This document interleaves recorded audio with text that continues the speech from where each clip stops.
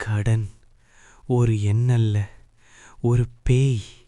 முதலில் அது உதவி போல வரும், பிறகு உன் சுவாசத்தை மெதுவாக குறைக்கும்.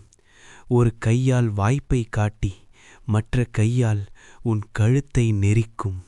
எப்போதும் சிரிக்கத் தெரிந்த கண்கள் இன்று நீர் ததும்பி நிற்கிறது.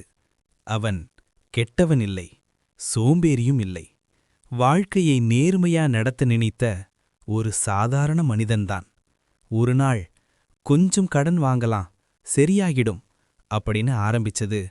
மகளின் படிப்பு, மகனின் உடம்பு, வீட்டின் தேவை ஒவ்வொன்றும் கடனுக்கு காரணமா மாறுச்சு. கடன் காகிதத்தில் எழுதப்பட்டது, ஆனா அவன் மனசில் கற்களா விழுந்தது. காலை எழுந்தவுடனே பணம் நினைப்பு, இரவு படுக்கும் முன் கடன் நினைப்பு. சிரிப்பு மறந்தான், நிம்மதி தொலைந்தான். ஆனா குடும்பத்துக்கு முன்னாடி எதுவும் தெரியாத மாதிரி நடிக்க கத்துக்கிட்டான். 2 கண்கள் நீர் ததும்பும் போது கூட அவன் அழல. ஏன்னா அவன் அழுதா வீட்ல எல்லாரும் அழுவாங்கன்னு அவனுக்கு தெரியும். கடன் அவனை ஏழையா மாற்றல, மௌனமா மாற்றுச்சு. அவன் வேண்டியது பணம் இல்ல, ஒரு நிம்மதியான தூக்கம், ஒரு நாளாவது கவலையில்லாத காலை.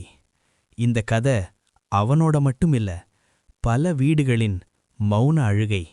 கடன் ஒரு பரமபத விளையாட்டு. ஏறுனா சந்தோஷம், விழுந்தா வாழ்க்கையே.